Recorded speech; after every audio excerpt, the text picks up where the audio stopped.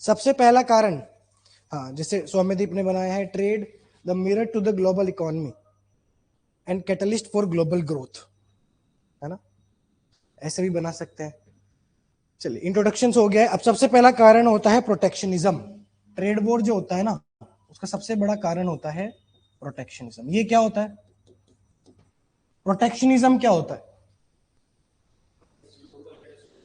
जब किसी भी कंट्री की पॉलिटिक्स, लिखिए, one of the primary causes of tariff war या trade war is rising protectionism, is protectionism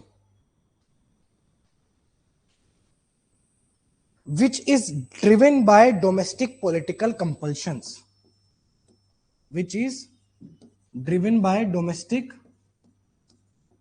political compulsion। ठीक है,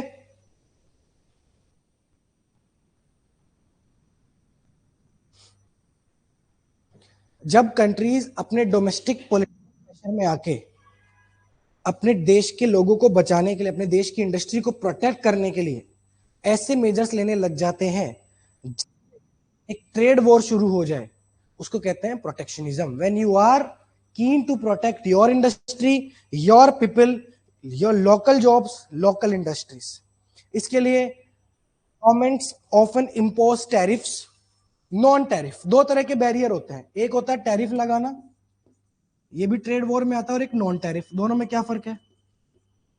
टैरिफ में तो चलो साहब आपके ये लगा दिया, 10% टैक्स लगेगा, 20% टैक्स लगेगा। नॉन टैरिफ में तो क्वांटिटी होती है, क्वालिटी, जैसे इतना ही माल आएगा आपका, इतना ही सामान आ सकता है, या फिर स्टैंडर्ड सेट कर दे कि हाइजीन अच्छा होना चाहिए। तो नॉन टैरिफ में स्टैंडर्ड इतने ज्यादा बढ़ा दिए जाते हैं कि उससे भी फिर ट्रेड करना मुश्किल हो जाता है। तो दोनों तरह की चीजें ट्रेड वॉर में आती हैं, लेकिन कंटेंट वही होगा, कारण वही होगा, protectionism, specially during economic slowdown. जब इकोनॉमिक स्लोडाउन होता है तो स्पेशली ऐसा ही किया जाता है, because political leaders use trade restrictions, political leaders use trade restrictions to appeal to nationalist sentiment, nationalist sentiment, जो देश के लोग हैं उनके सेंटिमेंट्स को पूरा करने के लिए। अब जैसे इंडिया है, तो इंडिया में भी कई बार आवाज उठती है कि फार्मर्स की तरफ से कि साहब हमारे एक्सपोर्ट इधर बैन कर दिया, इधर इतनी ड्यूटी लगा दी, तब हमारी बात यूएस के सामने रखी जाती है कि आप हम पे ड्यूटी क्यों लगा रहे हो। तो नेशनल सेंटिमेंट्स को प्रोटेक्ट करने के लिए प्रोटेक्शनिज्म होता है। अब ट्रेड वॉर आप देखोगे 2018 में बहुत सही चला था, चाइना और यूएस का 300 700 400 400 बिलियन डॉलर के टैरिफ लगाए गए थे चाइनीज ट्रेड पे। चाइना उधर से, फिर ये भी कहा गया था कि चाइना इसमें हार जाएगा, चाइना इसमें हार जाएगा, बट इवेंचुअली ये हुआ कि दोनों को ही झुकना पड़ा ऑन द टेबल। वो ट्रम्प की एक स्ट्रेटेजी है कि लोगों को टेबल पे लाके बात करवाना, ठीक है। तो ट्रेड वॉर वैसे देखा जाए तो यूएस ने पार्टिकुलरली स्टार्ट किया है, पार्टिकुलरली ट्रम्प के अंदर। दूसरा सबसे बड़ा कारण क्या है? दूसरा सबसे बड़ा कारण क्या है? Trade imbalance. बस ये 2-3 टॉपिक ही आईआर में आज यार पढ़ेंगे, और एक कल एक टॉपिक पढ़ेंगे न्यूक्लियर पे, उसके अलावा आईआर में टॉपिक नहीं है। उसके अलावा 2-3 टॉपिक अगर आते भी हैं तो जो मैं एडवांस टॉपिक कई बार कराऊंगा उसमें करवा दूंगा, इससे बाहर आईआर में नहीं आएगा। क्योंकि करंट में स्टैटिक तो मैंने बता दिया कि कंट्रीज के बीच में आ जाए, कोई भी कंट्री, कोई भी ऑर्गेनाइजेशन। अब बस ये एक तो ट्रेड वॉर चल रहा है और एक न्यूक्लियर वाला पढ़ लेंगे। तो ये जो दूसरा कारण है वो होता है ट्रेड इम्बैलेंस। ट्रेड इम्बैलेंस का मतलब क्या है? अब हम इंपोर्ट ज्यादा कर रहे हैं, एक्सपोर्ट कम कर रहे हैं, मान लो यूएस को, या चाइना के साथ भी कुछ ऐसा ही किस्सा है कि कहीं ज्यादा फायदा है, कहीं नुकसान है, कहीं एक्सपोर्ट ज्यादा इंपोर्ट कम है। तो देश के लोग बोलते हैं कि अब हमारा एक्सपोर्ट बढ़ाओ। ट्रेड इम्बैलेंस क्यों है? क्योंकि ट्रेड इम्बैलेंस के होने से अगर हम इंपोर्ट ज्यादा करेंगे और एक्सपोर्ट कम करेंगे तो हमारा करंट अकाउंट डेफिसिट बढ़ जाता है। जाहिर सी बात है, दुकान आपने खोल रखी है, आपने सामान ज्यादा मंगा लिया, बिक आपका रहा है नहीं, तो नुकसान ही होगा। तो उसके लिए क्या करोगे आप? उसके लिए आप अपील करोगे कस्टमर्स को या अपने सामने वाली सप्लायर को कि भाई हमें कम में सामान दो, कॉस्ट कम करो। कंट्रीज के बीच में कोई क्या होता है, जब करंट अकाउंट डेफिसिट बढ़ जाता है तो लोगों के मन में सवाल आता है कि सरकार तो बहुत खराब है, this mean the government is not able to manage the economy very well. तो फिर सरकार प्रेशर में आकर डिमांड करने लग जाती है करंट अकाउंट डेफिसिट को ठीक करने के लिए। सामने वाली कंट्रीज को बोलती है, एक कंट्री कि आप अपने मार्केट ओपन कर दो ताकि हम अपने एक्सपोर्ट और बढ़ा पाए, लेकिन सामने वाली रेडी नहीं हो तो क्यों करें, क्यों करें? हम भी तो जल्दी से ओपन नहीं करते सामने वाली फॉरेन कंपनी के लिए मार्केट, हमारी लोकल इंडस्ट्री भी तो बचानी है हमको, क्यों करें? दोनों में फिर लड़ाइयां होती है। इसको कहते हैं, जब ट्रेड इंबैलेंस होता है, लिख लीजिए, large and persistent trade imbalance, large and persistent trade imbalance often fuel trade war, large and persistent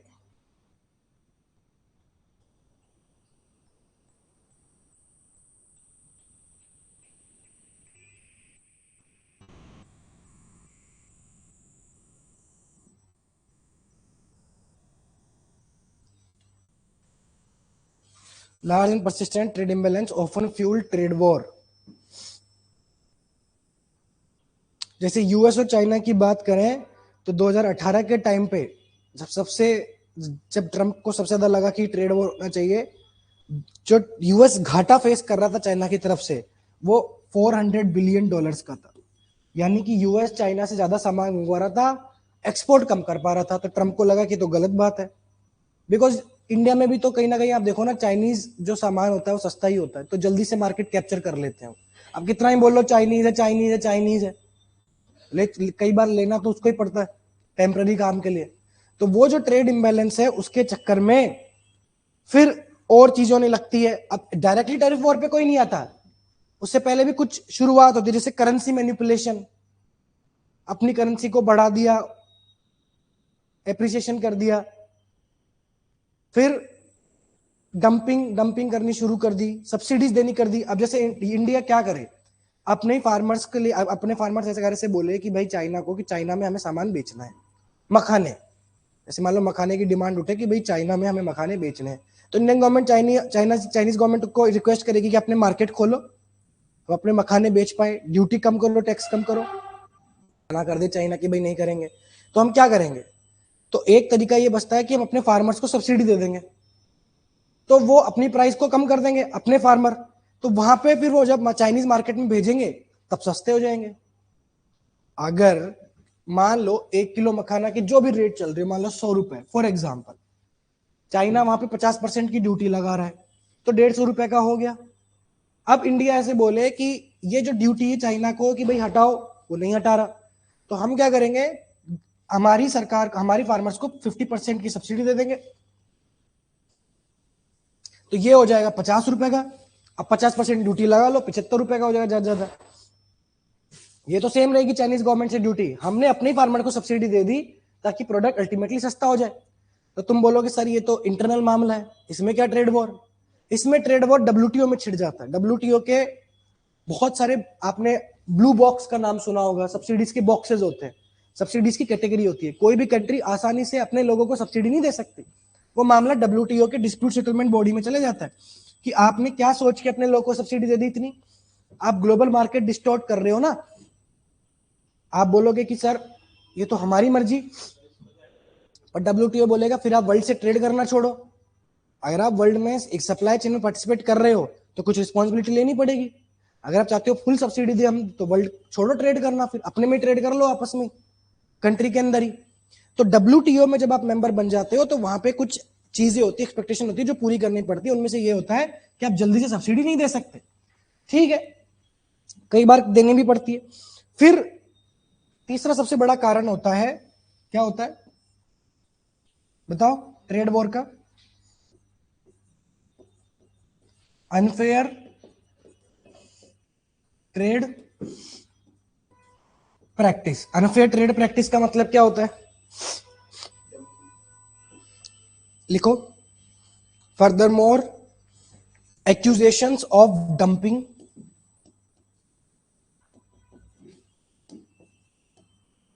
subsidies and violation of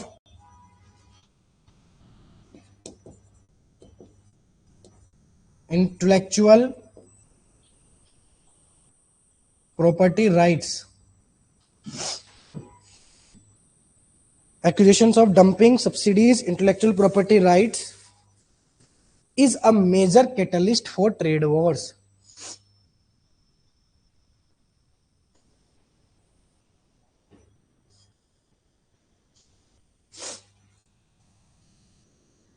ठीक है,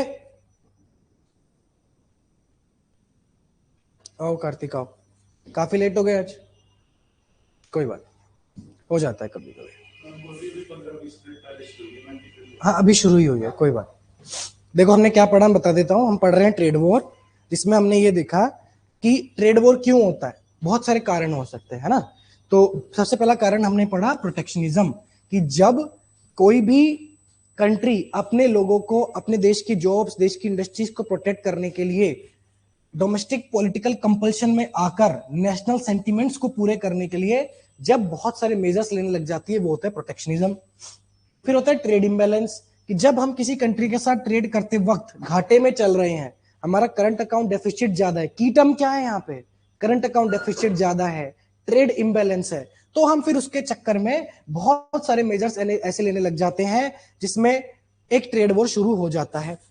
और अगर ये दोनों ना हो तो कई बार क्या होता है, अनफेयर ट्रेड प्रैक्टिस होती है। जैसे चाइना करता है, चाइना एक साथ बहुत सारा सस्ता माल इंडिया भेज देता है। अब इंडिया के लोग क्या करें, इंडिया के लोग ज्यादा ये बोलते हैं चाइनीज माल है, सक्सेस नहीं है, सक्सेस नहीं है। ये तो कारपेंटर आके यही बोलेगा, कोई भी इलेक्ट्रिशियन आके बोलेगा तो चाइनीज माल है, सक्सेस नहीं है, ये लो, ये वाली चीज लो, ये हम कराएंगे, है ना।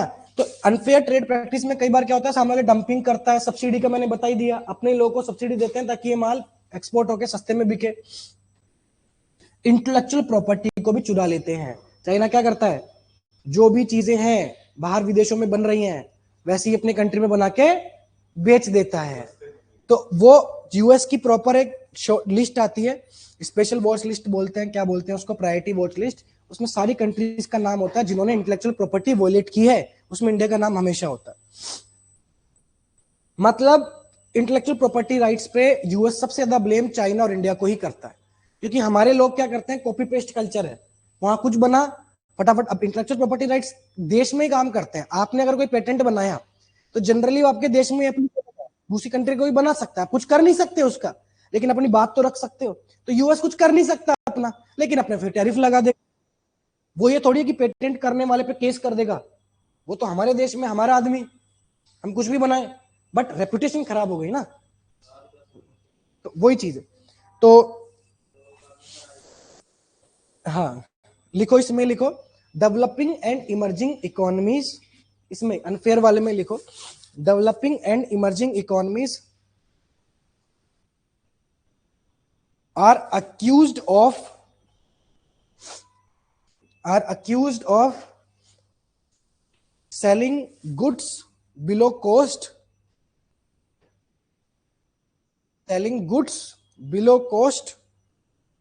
and distorting trade market, distorting global market। ठीक है। फिर एक और कारण होता है इसका, ट्रेड वॉर का बढ़ने का, वो है वीकनिंग ऑफ मल्टीलेटरल इंस्टीट्यूशंस।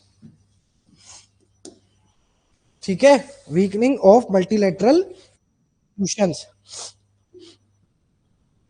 चलो कंट्रीज है, कंट्रीज तो आपस में ट्रेड ओवर करती है, लेकिन कुछ मल्टीलेटरल इंस्टीट्यूशंस की रिस्पॉन्सिबिलिटी तो है। अब इंसान है, इंसान क्राइम तो करेगा ही, लेकिन पुलिस की जिम्मेदारी तो है रोकने की। तो लिखिए the erosion of trust in multilateral institutions, erosion of trust in multilateral institutions जैसे सच एज WTO,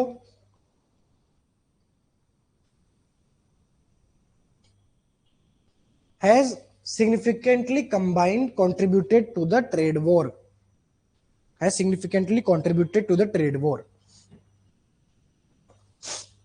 कई बार ऐसा भी हुआ है कि WTO की एक बॉडी होती है, डिस्प्यूट सेटलमेंट बॉडी, उसमें जब पोजीशंस वैकेंट हो जाती हैं जजेस की, डिस्प्यूट सेटलमेंट करने वालों की, तो उसमें सारी कंट्रीज की परमिशन लेके ही वैकेंट पोजीशन फिल की जाती है।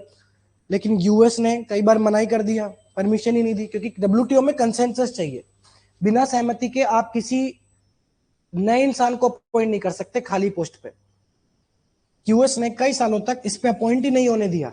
WTO की मेन बॉडी है जिससे डिस्प्यूट सेटल होते हैं, तो डिस्प्यूट सेटल ही नहीं हो रहे तो फिर WTO तो फेल ही हो जाएगा। यही है। फिर अगर मैं बोलूं और क्या कारण हो सकता है, यही है। फिर तो आप ज्यादा बोल सकते हैं इकोनॉमिक नेशनलिज्म एक की टर्म है। अब जैसे देश में हमारे आत्मनिर्भर भारत है, तो क्यों चला? आप देखोगे आत्मनिर्भर भारत के चलने की कुछ खास वजह थी। जब हमारे पे टैरिफ वॉर लगते गए, तो हमारे गवर्नमेंट को समझ आया कि ऐसे तो लड़ते ही रहेंगे, हम झुकना भी पड़ेगा। तो इससे बढ़िया हम अपने पे ही ऐसी इकोनॉमी डेवलप कर लें, अपने ही प्रोडक्ट्स बनाने लग जाए कि हम सामने वाले पे डिपेंडेंट ही ना हो, खुद ही खुद आत्मनिर्भर हो। तो इसको कहते हैं इकोनॉमिक नेशनलिज्म या फिर डी ग्लोबलाइजेशन। डी ग्लोबलाइजेशन, ठीक है। कोविड-19 आया, उसके बाद भी यही हुआ कि खुद आत्मनिर्भर रहो दूसरों की, क्योंकि हम वैक्सीन पे कितनी चीजों पे डिपेंडेंट हो गए थे। अब अमेरिका हमारे जैसे मेक इन इंडिया आत्मनिर्भर है, तो यूएस में चलता है अमेरिका फर्स्ट। ये तो ट्रंप ने आके चलाया था make America great again, America first, पहले अमेरिका के लोग को नौकरी दूंगा मैं। तो America first, make in India, ये दो जो एग्जाम्पल के तौर पर आप इसमें डाल सकते हो। अब इसके इंपैक्ट बेटा, इसके इंपैक्ट क्या होंगे? अब इसके एक तो पॉजिटिव इंपैक्ट भी हो सकते हैं और नेगेटिव भी हो सकते हैं। पॉजिटिव क्या है? पॉजिटिव क्या है? Protection of domestic market. ठीक है, लड़ लड़के आप अपने कम से कम डोमेस्टिक मार्केट को तो बचा लोगे, टेम्पररी ही सही, शॉर्ट टर्म के लिए सही, बट कंट्रीज अपनी डोमेस्टिक इंडस्ट्रीज को, डोमेस्टिक मार्केट को बचा तो पाएगी फ्रॉम इंटेंस फॉरेन कंपटीशन। ठीक है, कम से कम trade war can help countries to temporary shield their local industries from foreign competition. कहीं ना कहीं जॉब्स, इंडस्ट्रीज आगे तो बढ़ेगी। दूसरा सबसे बड़ा पॉजिटिव इंपैक्ट होता है सप्लाई चेन डाइवर्सिफिकेशन। बहुत सारी कंट्रीज पे ही डिपेंडेंट होती है बहुत सारी चीजों के लिए। तो ट्रेड वॉर के आने से कम आंख तो खुलती है, ये पता तो चलता है कि there are disadvantages of having over dependence on any country, so they would be forced to diversify their supply chain. जैसे कोई एग्जांपल है, सेमीकंडक्टर भी है। अब सेमीकंडक्टर है या आप कह लो क्रिटिकल मिनरल्स है, हम चाइना से भी ले सकते हैं, हम साउथ अमेरिका में जो कंट्रीज है वहां से भी ले सकते हैं। वीट देख लो, रशिया यूक्रेन वॉर हुआ, फ्यूल के लिए हम दुबई से मंगा सकते हैं, कितने तरह के फ्यूल होते हैं, हम ब्रेंट क्रूड भी मंगा सकते हैं, WTI भी मंगा सकते हैं। तो आंख खुल जाती है ना।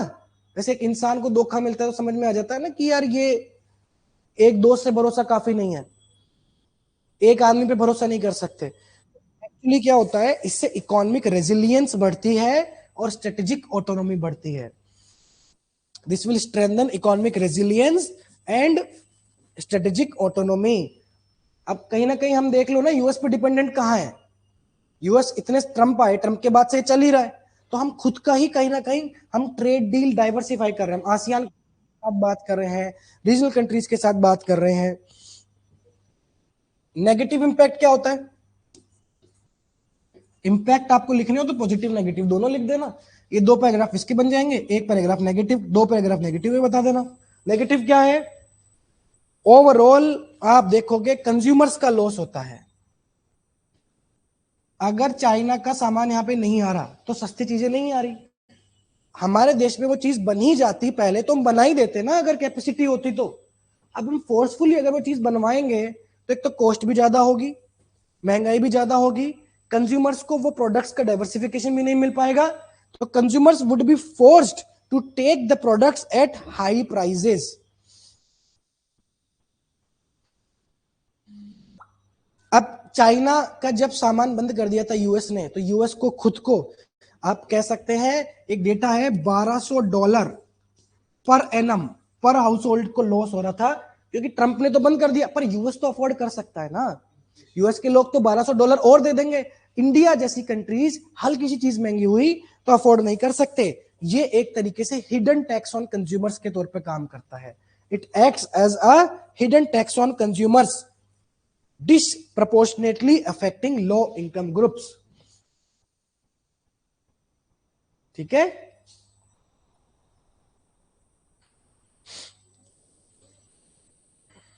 चलिए एक और नेगेटिव इंपैक्ट है इसका। हाँ, एक्सपोर्ट कम हो जाएगा, यानी आप कह सकते हैं ग्लोबल ट्रेड या ग्लोबल ग्रोथ रुक जाएगी। आपस में अगर सोच लोगे तो इट वुड अंडरमाइन, आप लिख सकते हैं prolonged trade wars, prolonged trade wars can undermine global economic growth. Hidden tax on consumer, बेटा Shri Lakshmi, hidden tax on consumer, मेरी ऑडियो क्लियर नहीं है क्या? Is my audio not clear? Prolonged trade wars can undermine global economic growth, comma disrupt investment flows, investment आना बंद हो जाएगा इधर से उधर, and weaken the multilateral trade system. World Bank IMF ने बोला था कि ग्लोबल ट्रेड वॉर जिस तरीके से चल रहा है, एक मीडियम टर्म के अंदाज में देखा जाए तो 1% तक ग्लोबल जीडीपी कम हो सकती है, और 1% बहुत होता है। ग्लोबल जीडीपी कितनी है पता है तुमको? इंडिया की कितनी जीडीपी है?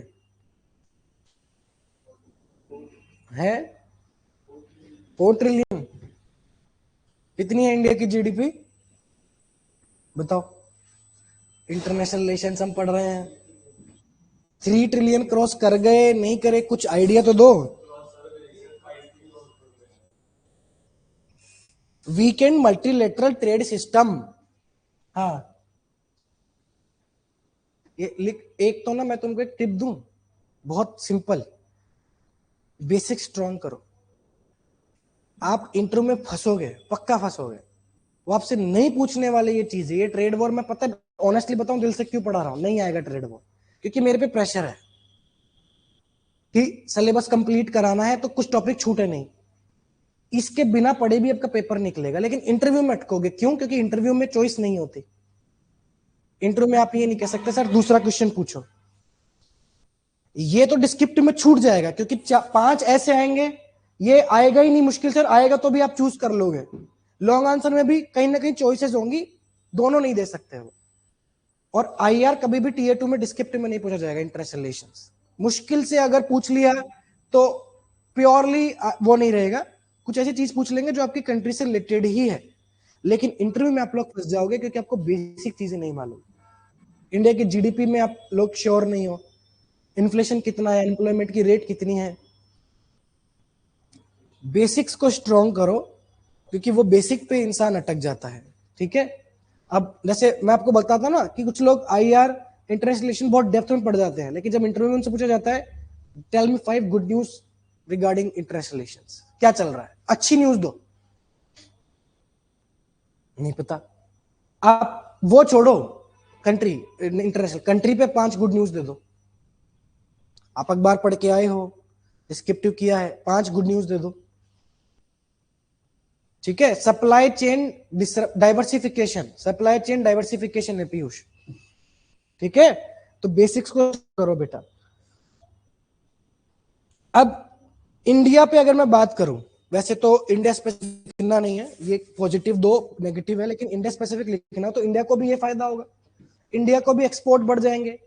इंडिया की तरफ से भी तुम ये लिख लेना और वर्ल्ड की तरफ से भी वही फायदा होगा। नेगेटिव में इंडिया का नुकसान ये है कि भाई ओवरऑल हमारे यहाँ पे लोगों को सस्ता सामान नहीं मिलेगा, इन्फ्लेशन फिर बढ़ जाएगी, फिर इकोनॉमिक ग्रोथ कम हो गई, इन्फ्लेशन के जितने नुकसान मैंने कल तुम्हें बताए थे, सेकंड बैच में बताए थे, तुम्हें पढ़ा चुका इन्फ्लेशन, वो सारे नुकसान लिख देना।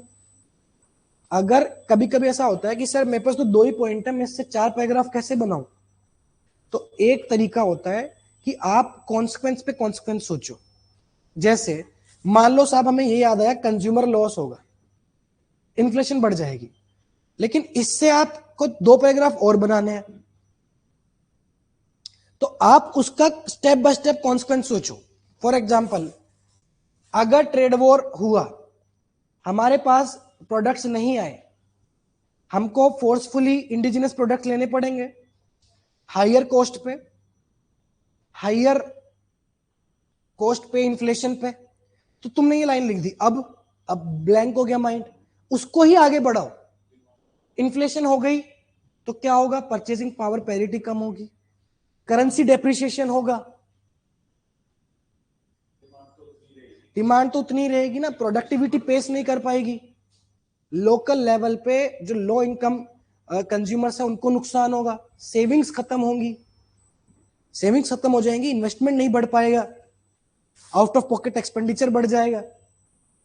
साइकिल बना लो, कॉन्सिक्वेंस लिंक करते चलो तो तुम्हारे 2 पैराग्राफ भी बन जाएंगे। ये कुछ स्टूडेंट्स में मेरे दिक्कत होती है, यूपीएससी में भी होती कि साहब जैसे कई बार 2 पॉइंट तो समझ में आ जाते हैं कि 2 पॉइंट है, लेकिन इनमें ही 2 पैराग्राफ और कैसे बनाए, तो इसी चीज का कॉन्सिक्वेंस सोचो। इन्फ्लेशन का कॉन्सिक्वेंस सेविंग नहीं होगी तो उसका कॉन्सिक्वेंस, फिर उसका कॉन्सिक्वेंस, तुम जब सोचते जाओगे तो पैराग्राफ बन जाएगा।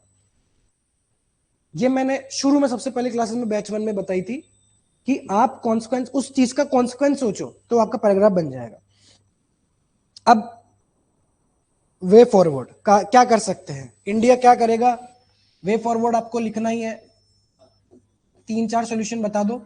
नहीं, आत्मनिर्भर भारत को तो रिएक्शन है, आप कोर आर्ग्यूमेंट क्या है, आत्मनिर्भर भारत क्यों कर रहे हैं हम, टू इंश्योर सेल्फ सफिशिएंसी या फिर टू स्ट्रेंथन डोमेस्टिक मैन्युफैक्चरिंग।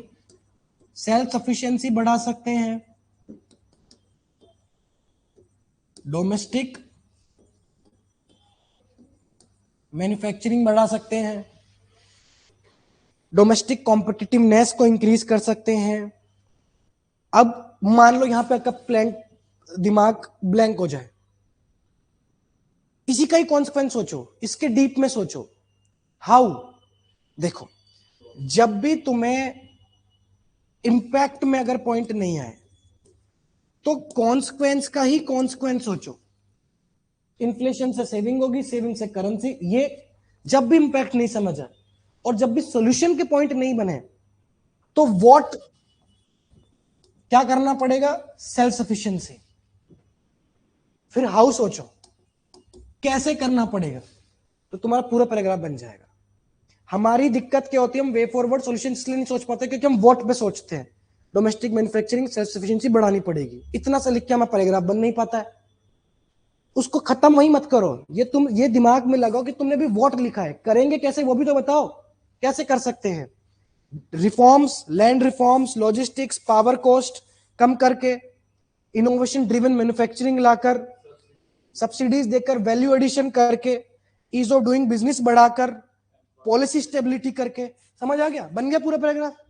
ये ट्रिक बता रहा हूं मैं तुमको क्योंकि अब बैच खत्म होने की और इसलिए बता रहा हूं कि लास्ट टाइम पे क्या करना है, एसेज में या लॉन्ग आंसर में ये लिख लो। जब भी इंपैक्ट में पॉइंट नहीं बन पाए तो कॉन्सिक्वेंस का कॉन्सिक्वेंस बनाते हुए चलो, पूरी साइकिल बना दो, उसमें डीप में भी चले जाओगे, पॉइंट भी कम नहीं पड़ेंगे। हमारा पॉइंट इसलिए ब्लैंक हो जाता है, हमको लगता है कि सर हमने इन्फ्लेशन की बात कर दी, सेविंग पे बात करेंगे, करेंसी बात करेंगे तो डाइवर्ट तो नहीं हो जाएंगे, नहीं, तुम डीप में जा रहे हो, यही तरीका होता है। और ये तो है जब इंपैक्ट नहीं बन पाए, और जब वे फॉरवर्ड सॉल्यूशन नहीं बन पाए तो व्हाट और हाउ दोनों में सोचो, आइडेंटिफाई करो कि तुमने व्हाट लिखा है, अभी हाउ कैसे लिखना है। हाउ देखो 10 पॉइंट तो मैंने बता दिए है ना, पॉलिसी स्टेबिलिटी, कंप्लायंस, बर्डन को रिड्यूस करना, ईज ऑफ डूइंग बिजनेस हो गया, वैल्यू एडिशन हो गया, इनोवेशन ड्रिवन इकोनॉमी हो गया, लैंड रिफॉर्म्स, लॉजिस्टिक रिफॉर्म हो गया, फंडिंग हो गई, वैल्यू एडिशन हो गया, पीएलआई जैसी स्कीम्स ला सकते हैं, एफिशिएंसी बढ़ा सकते हैं।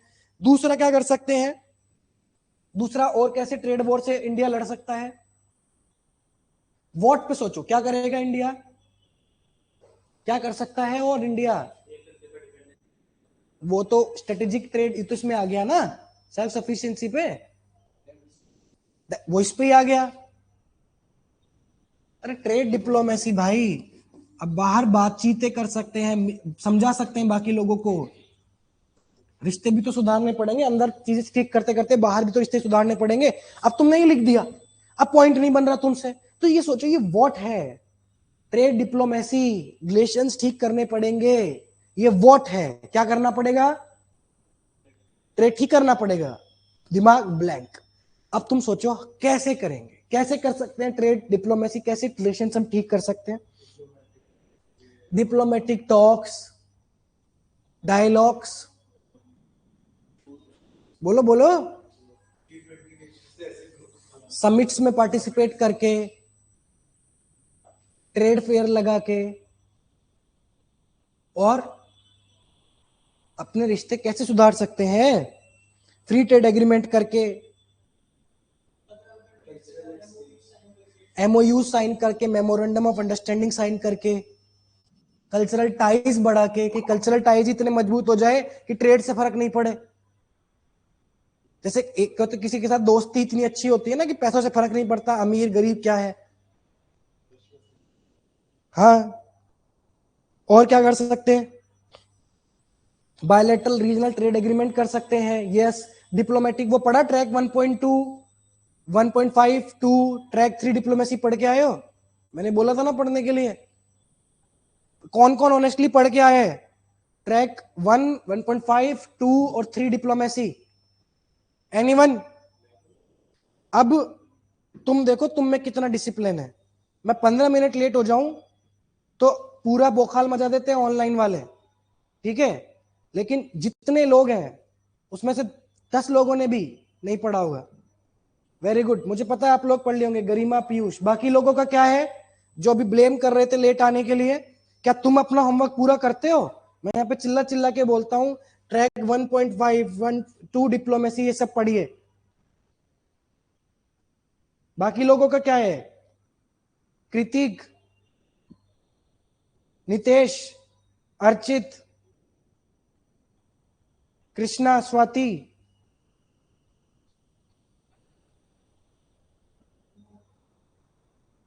एक और मैंने होमवर्क दिया था, क्या पढ़ने के लिए दिया था?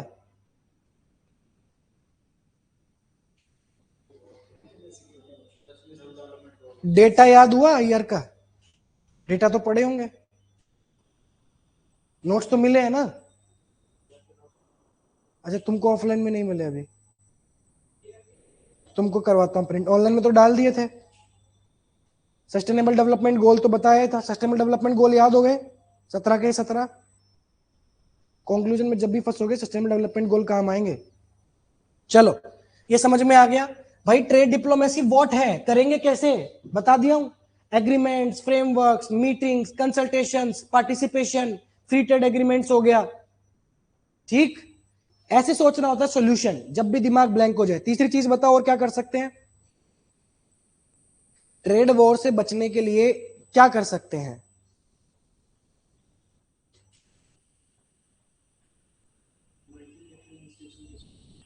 मल्टीलेटरल इंस्टीट्यूशंस को स्ट्रॉन्ग कर सकते हैं, वेरी गुड।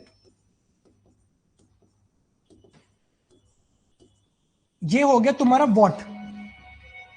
यहां पे जब भी अटक जाओ सोचो कैसे, कैसे कर सकते हैं मल्टीलेटरल इंस्टीट्यूशंस को, कैसे पैराग्राफ बनेगा? By, we can reform multilateral institutions bye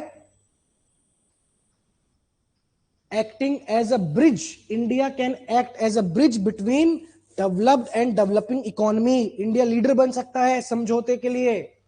reforms ला सकते हैं हम डब्ल्यूटीओ के डिस्प्यूट मैकेनिज्म में, ट्रेड रिफॉर्म्स ला सकते हैं, है ना, रूल्स और फ्रेमवर्क्स डेवलप कर सकते हैं, active participation in global rules, shaping global rules, permanent vacancy को फिल कर सकते हैं, फंडिंग बढ़ा सकते हैं, clear charter, clear guidelines release कर सकते हैं, रेगुलर समिट्स, रेगुलर मीटिंग्स कर सकते हैं।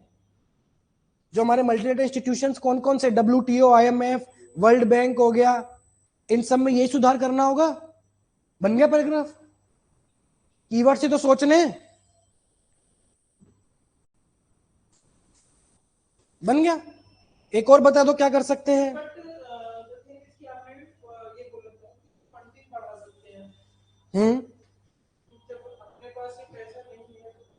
तो इंडिया के लिए नहीं है ना सोल्यूशन ये, वो तो इंडिया परसुएट तो कर ही सकता है ना फंडिंग बढ़ाने के लिए, अपने पास पैसे।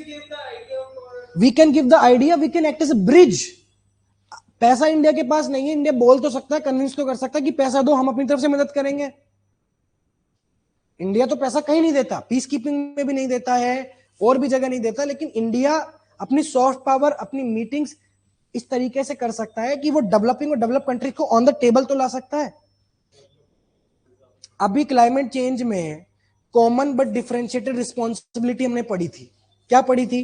पोल्यूशन करते ये डेवलप्ड कंट्रीज है शुरू से, इंडस्ट्रियल रेवोल्यूशन वो लेके आए, और अब कह रहे हैं कि ग्लोबल वार्मिंग को खत्म करने के लिए तुम भी पैसा दो। तो इंडिया जैसी कंट्रीज ने तो बोला था कि भैया जिम्मेदारी कॉमन है बट डिफरेंशिएटेड है, ये जिम्मेदारी तुम पूरी करो, हम तुम्हारे साथ हैं, लेकिन $100 बिलियन तुम दोगे हमको। टाइम लगा बट मना लिया ना। तो इंडिया अगर एक्टिवली काम करे तो इंडिया ओवरऑल मल्टीलेटरल इंस्टीट्यूशंस को रिफॉर्म भी कर सकता है, फंडिंग भी बढ़वा सकता है। रेगुलर मीटिंग्स हो गया, चार्टर्स हो गया, क्लियर चार्टर होना चाहिए, बाइंडिंग कन्वेंशंस होने चाहिए, रेगुलर समिट्स होने चाहिए। ठीक है। फिर एक और चीज हम कर सकते हैं, हमारी टेक्नोलॉजी कैपेसिटी। एक और चीजें हो सकती है इंडिया की तरफ से, अगर मैं पर्टिकुलरली बोलूं तो टेक्नोलॉजी कैपेसिटी बढ़ा सकते हैं, specially in critical sectors like semiconductor, pharmaceuticals, rare earth minerals होते हैं ना, रेयर अर्थ मटेरियल, हाँ, डिफेंस हो गया, क्लीन एनर्जी हो गया। ये है व्हाट, टेक्नोलॉजी कैपेसिटी बढ़ाना। इस बस व्हाट पे सोच लो, हाउ अपने आप दिमाग में आता जाएगा। टेक्नोलॉजी कैपेसिटी बढ़ाना, यहां पे आके अगर दिमाग रुक जाए तो सोचो कैसे कैसे बढ़ा सकते हैं technology capacity. Research and development, innovation, academic industry linkage हो सकती है, डोमेस्टिक कैपेसिटी को हम बढ़ा सकते हैं, स्किल डेवलपमेंट कर सकते हैं, डिजिटल इंफ्रास्ट्रक्चर हम बना सकते हैं, IPR reform, intellectual property reforms कर सकते हैं। ठीक है, हाँ ठीक है। Domestic capacity creation, capacity development of local institutions, brain gain करना पड़ेगा, रिवर्सिंग ब्रेन ड्रेन। कितनी चीजें निकल के आ गई। तुम लोग सोचते हो ना कि सर ये शब्द कैसे याद हुए, क्योंकि मेरे दिमाग में फ्रेमवर्क है। आदमी को आगे बढ़ाने का जो तरीका होता है ना, वो होता है फ्रेमवर्क। आप आगे जा सकते हो, फ्रेमवर्क। आपको दिमाग को सिखाना पड़ेगा कि अगर मैं यहाँ ब्लैंक होता हूं तो जैसे दवाई होती है ना, एंटीबायोटिक्स, ये चीज देने से ही मैं आगे बढ़ पाऊंगा। मोस्टली बच्चे यहाँ ब्लैंक हो जाते हैं। ये तो सबके दिमाग में आता है, टेक्नोलॉजी बढ़ाना, डोमेस्टिक सप्लाई बढ़ाना, इंटरनेशनल रिलेशंस अच्छे करना। ये तो 10th क्लास 12वीं क्लास बच्चा भी सोच लेता है। आपको अगर पैराग्राफ पे पैराग्राफ बनाने हैं तो ये सोचो कैसे, हाउ। जब आप कैसे सोचोगे ना, तो इतने क्लासेस लेने के बाद कैसे तो दिमाग में आएगा ही। ये शुरू में क्यों नहीं बताया मैंने, ये बैच 2 में नहीं बता रहा मैं, क्योंकि उनके दिमाग में अभी व्हाट ही नहीं आया, वो हाउ कहां से सोचेंगे। बट तुम व्हाट सोच सकते हो, इनको सोचने में तुम्हें दिक्कत नहीं हुई है, ये सोचने में दिक्कत होगी, इसलिए मैं सोच रहा हूं इसको सोचो, हाउ को सोचो, और वो भी नहीं होगी, धीरे धीरे सोच लोगे तो। ठीक है, समझ में आ गया। चलिए, अल्टीमेटली क्या सोल्यूशन है बेटा, कंक्लूजन बनाओ, चलो बढ़िया सा तुम लोग, चलो सब। हाँ, अब नहीं होगी, अब नहीं होगी आपको दिक्कत दीपेश, क्योंकि आई हैव द फ्रेमवर्क्स। मैं भी बहुत कोई ना, तो मैंने ऐसे बच्चों को पढ़ाया जो शुरू से टॉपर थे, एवरेज स्टूडेंट्स आए हैं मेरे पास और टॉपर बन के निकले हैं। इवन इस साल CAPF का जो रिजल्ट आया था, उसमें जो टॉप इंटरव्यू स्कोरर है हमारे, वो उन्होंने हमारे से क्लासेस ली थी, टॉप 128 नंबर हाईएस्ट इंटरव्यू में आए। क्योंकि फ्रेमवर्क्स हैं हर चीज के कि कब कैसे बोलना है, किस एग्जाम में, किस पैनल के सामने, और कब कैसे लिखना है। ब्लैंक आप जहां हो जाओगे वहां मैं आपको हाथ पकड़ के आगे लेके जाऊंगा। जैसे कंक्लूजन में ब्लैंक होते थे तो कंक्लूजन के टेम्पलेट्स दे दिए। कल बैच 2 में अगर आप लोग आए नहीं होंगे, बल्कि कल बैच 2 में कितना डिस्कशन हुआ था, तुम आए थे कितने, उनको भी मैंने कीवर्ड्स पे जोड़ दिया। अब क्या टॉपिक था जिसपे अटक गए थे? सेकंड टॉपिक क्या था? परफॉर्म स्टार्टअप्स वाला था। तो स्टार्टअप्स वाले पे कंक्लूजन बनाना नहीं आ रहा, तो उनको भी मैंने यही सिखाया कि अगर आपको नहीं आ रहा तो भाई इलिट्रेशंस यूज करो, perform, reform, transform, peace, progress, prosperity, मैंने वो बताए, राइट, रिस्पॉन्सिबिलिटी वाला। और भी मैंने आपको वॉल्यूम 2 वो दिया है, विजिलेंस 2 वॉल्यूम, कितनी चीजें सिखाई है। वो सब इसलिए काम आता है ताकि आप ब्लैंक ना हो। Sir if we write how in issues, नहीं बेटा, इश्यूज में हाउ नहीं लिखने हैं। ये फिर वही बात आप मिस कर रहे हो, आप ध्यान ही नहीं दे रहे हो। मैंने बोला जब आपको वे फॉरवर्ड लिखना है तब ये काम आएगा, व्हाट प्लस हाउ। मैंने जब आप इश्यूज लिखेंगे, कॉजेज लिखेंगे, तो कॉजेज में तो आपको अपने जो पॉइंट्स है वो लिखने पड़ेंगे। मैं बोल रहा हूं जब आप वे फॉरवर्ड में अटके तो व्हाट और हाउ पे सोचना है, और आप इंपैक्ट पे सोचें। अगर इंपैक्ट आपको नहीं समझ आ रहा किसी चीज का पॉजिटिव और नेगेटिव इंपैक्ट कैसे बताऊं, तो फिर चेन बनाओ कॉन्सिक्वेंसेस की। उससे क्या होगा? अब जैसे यूनिफॉर्म सिविल कोड है, यूनिफॉर्म सिविल कोड पे कल मैं एक बच्चे को पढ़ा रहा था, तो उसमें ये था यूनिफॉर्म सिविल कोड के कॉन्सिक्वेंस लिखने थे नेगेटिव। तो उसमें उसने ये लिख दिया कि साहब माइनॉरिटीज में से ट्रस्ट जो है वो कम हो जाएगा, उसके आगे ब्लैंक। लेकिन आप उसका कॉन्सिक्वेंस सोचो ना, ट्रस्ट खत्म हुआ तो क्या होगा? माइनॉरिटीज का अगर ट्रस्ट कम खत्म हुआ मेजोरिटी पे तो क्या होगा? इंस्टेबिलिटी, इंस्टेबिलिटी आएगी तो क्या होगा? राइट्स हो जाएंगे, उससे क्या होगा? गवर्नेंस डेफिसिट बढ़ेगा, इंस्टेबिलिटी आएगी, नेशनल लॉ एंड ऑर्डर खराब होगा। ऐसे ही ये इंपैक्ट के लिए है कॉन्सिक्वेंस की साइकिल, और वे फॉरवर्ड के लिए व्हाट प्लस हाउ। इश्यूज के लिए तो आपको कोर इश्यूज पता होने चाहिए साहब, क्यों मुद्दा वो चल रहा है वो तो मैंने बताया ही है। चलिए, अब जैसे दीपेश ने बना दिया यहाँ पे कंक्लूजन, बहुत बढ़िया। हाँ, सोशल कोहेजन डिसरप्ट होगा, वही कह रहा हूं मैं, जो कीवर्ड्स है उन्हीं को यूज करके बनाना है आपको। चलिए अब कंक्लूजन बनाइए बढ़िया सा, फिर छोड़ते हैं आपको आज की क्लास के। और बेटा कभी कभी अगर लेट हो जाऊं तो अपना पढ़ते रहा करो, ऐसा नहीं है कि बस लैपटॉप खोल के कंप्यूटर के सामने बैठे रहते हो। आप सामने कॉपी पेन रखा करो, जैसे क्लास स्टार्ट होए वैसे क्लास स्टार्ट कर दिया करो।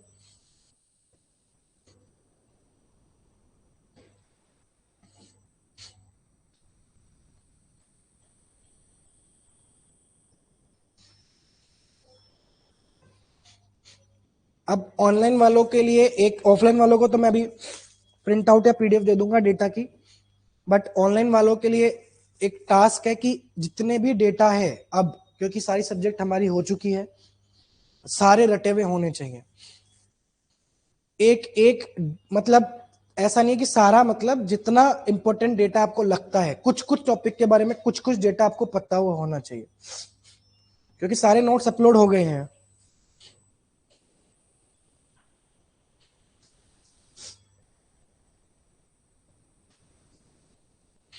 ठीक है, चलिए, यस, कंक्लूजन में यही होगा, overall the global economic order should be safe, secure या सस्टेनेबल, जैसे प्रवीण ने लिखा, या फिर आप लिख सकते हैं global economic order should be based on principles of 3P, peace, progress, prosperity. Sir हमें रिवीजन के लिए कब टाइम मिलेगा? मतलब कब टाइम मिलेगा? क्या कभी भी कर लो। अब तो कॉम्प्रेंशन वैसे भी कल आईआर की एक लास्ट क्लास होगी, फिर कॉम्प्रेंशन चलेगा तुम्हारा, तो कॉम्प्रेंशन केवल क्लास में आके प्रैक्टिस करो और बाकी टाइम रिवाइज करो। कॉम्प्रेंशन टाइम लेगा, कॉम्प्रेंशन की प्रैक्टिस होगी बस कल, और मॉर्निंग में नहीं होगी, उसको नून में ही रखेंगे सबके साथ। हाँ, क्योंकि फिर मॉर्निंग में क्या क्लास लेट होती है, इवनिंग में तो मैं टाइम पे आता हूँ हमेशा। मॉर्निंग में हमेशा फंसता है, क्योंकि मॉर्निंग में क्या है कि मेरा घर मेट्रो से एक तो दूर है, तो वहां ट्रैफिक रहता ही है, बत्तियां हैं दो तीन तीन तीन तीन मिनट की। फिर यहाँ पे तुम शादीपुर तक आओ तो यहाँ तो लाइन ही लगी रहती है, यहाँ तो अलग ही मुद्दा है। तो अब बस ये है, आज की और कल की क्लास होगी, फिर कॉम्प्रिहेंशन की 5 6 7 दिन प्रैक्टिस करेंगे, फिर जो 2 3 टॉपिक एडवांस के मुझे लगेंगे मैं बताऊंगा। बीच बीच में मटेरियल में शेयर करता रहूंगा, पीडीएफ्स वगैरह भिजवाता रहूंगा, ठीक है। अगर मुझे लगता है कोई इंपॉर्टेंट पीडीएफ है तो पढ़ते रहना। Very good Abhimanyu, Archit, Soumyadeep, very good. देखो बना लिया आपने, बोलो बोलो।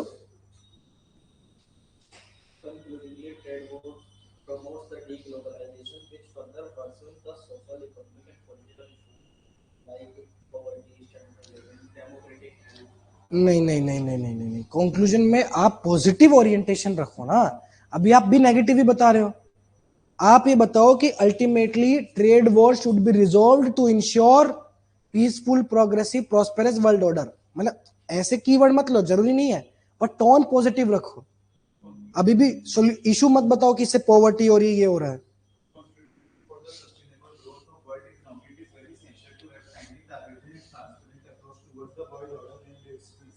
Very good. Concludingly, trade is the ultimate step of better for a nation and its growth and development. Hence, by focusing on agreements, diplomatic talks, and indigenous market evolution, nation would have a reliable, responsive, and resilient trade market. Very good. Very good. 11 जनवरी की date fix हो चुकी है almost, ये मान के चलो, ठीक है। तुम्हारा सिलेबस कंप्लीट हो गया है, कल एक और आईआर क्लास है, फिर कॉम्प्रिहेंशन। इतना ही कर लो, इससे बाहर नहीं आएगा, क्योंकि 5 टॉपिक में लिखना तो एक ही ऐसे पे है ना जिसपे कॉन्फिडेंस आ रहा हो, जिसको लगे कि यार थोड़ा इजी भी नहीं है, थोड़ा डफ भी नहीं है, कॉन्फिडेंस में लिख लूंगा, उस पर लिख लो। कितने टॉपिक से पढ़ने पढ़ लिए अभी तक? Sir where can we read trade diplomacy? बेटा ऑनलाइन सब मिलता है। तुमको मैं अब टास्क दे देता हूं क्या क्या करना है। एक तो तुमको 17 सस्टेनेबल डेवलपमेंट गोल याद होने चाहिए, कंक्लूजन में फंसो तो लिख सकते हो। दूसरा, ये ट्रैक 1.1.5 टू डिप्लोमेसी ये याद होनी चाहिए, जिसको भी याद नहीं हुआ। तीसरा, डेटा, डेटा पे आलस मत डालो। आईआर का डेटा, इंटरनल सिक्योरिटी का डेटा बहुत इंपॉर्टेंट है, जो तुमको दे रखा है रटो, रटो, डेली पढ़ो, और कोट्स भी दे रखे हैं, 2 3 कोट्स रट लो। अब बस एक चीज बचती है हमारी, वो है जजमेंट्स। अब जजमेंट से ये है कि मैं एक शीट तो शेयर कर दूंगा जजमेंट की, बट उसको यूज करना मैं सिखाऊंगा। जब एग्जाम आएगा ना, उसके 5 6 दिन पहले आधे घंटे की क्लास लूंगा, जजमेंट्स में सिखा दूंगा। तो जजमेंट्स में अभी नहीं बता रहा, क्योंकि ये क्या जल्दी से यूज करना नहीं आएगा। आप ये कर लो बस इतना, 2 3 डेटा यूज भी कर लोगे तो हो जाएगा, ठीक है। कल एक और टॉपिक पढ़ेंगे, इंटरनेशनल रिलेशन खत्म, इससे बाहर नहीं आएगा। और कोई सब्जेक्ट तो नहीं बचती हमारी? Society, economy, polity, environment, internal security, IR हो गई। और अभी भी मैं बोलूं, अगर तुमको किसी सब्जेक्ट पे सबसे ज्यादा जोर देना हो, 2 सब्जेक्ट, सोसाइटी और सिक्योरिटी, इनसे क्वेश्चन 100%, इनको डीप में पढ़ लो। सोसाइटी को भी मैंने कल एक वेबसाइट बताई थी, फेमिनिज्म इन इंडिया, उसको पढ़ सकते हो। ये सोशल इश्यूज नाम की बहुत सारी मैगजीन आती है यूपीएससी कोचिंग में, सोशल इश्यूज सर्च करोगे ना, विजन की आती है सोशल इश्यूज, एनुअल मैगजीन आती है mains 365, social issues mains 365, social issues की तो बहुत कोचिंग की है। ये होमवर्क है एक्स्ट्रा, इसको कर लो। और सिक्योरिटी तो मैंने जो पढ़ाई वो सफिशिएंट है, सोसाइटी मैंने जो पढ़ाई वो सफिशिएंट ही है, लेकिन अपनी तरफ से मेहनत करो। और वही सेम कंटेंट इसमें आएगा, लेकिन और अच्छे से रिवाइज हो जाएगा। हाँ, जजमेंट्स आप इंट्रो में यूज कर लोगे, जजमेंट्स का लूंगा मैं लेक्चर कभी, अभी नहीं ले रहा। अभी तो इनको होमवर्क करो, आप पूरा करो। डेटा कोड, ये track 1.8 terminologies, sustainable development goal, और एक्स्ट्रा टाइम में पढ़ना है तो सोशल इश्यूज का पढ़ो, इससे क्वेश्चन गारंटीड है। क्योंकि सिक्योरिटी पे क्वेश्चन वो जल्दी से नहीं देंगे, सोसाइटी पे इसलिए देते हैं क्योंकि उनको पता चलना चाहिए सोसाइटी कितनी समझ है बंदे को। आप देख लो सोसाइटी के टॉपिक्स, ऑनर किलिंग विमेन, तो 5 टॉपिक है ऐसे के, 2 या 3 सोसाइटी के डालते हैं। और ये गलती करते हैं बच्चे, सिर्फ इंटरनल सिक्योरिटी पढ़ के जाते हैं, आता नहीं है। आप 2023 में बस एक टॉपिक था मास कम्युनिकेशन नेशनल सिक्योरिटी, 2020 में तो शायद था ही नहीं, पता नहीं था भी नहीं था। क्यों? क्योंकि भाई सिक्योरिटी के लिए तो वो ट्रेन करेंगे ना, वो तुम्हारी नॉलेज ग्राउंड लेवल कितनी है वो बताओ। तो सिक्योरिटी पर रिलाई मत करना, तुम इंटरनल सिक्योरिटी पढ़ के चलाओ, सोसाइटी उसके बाद सिक्योरिटी, पहले सोसाइटी। ठीक, चलिए, थैंक यू सो मच।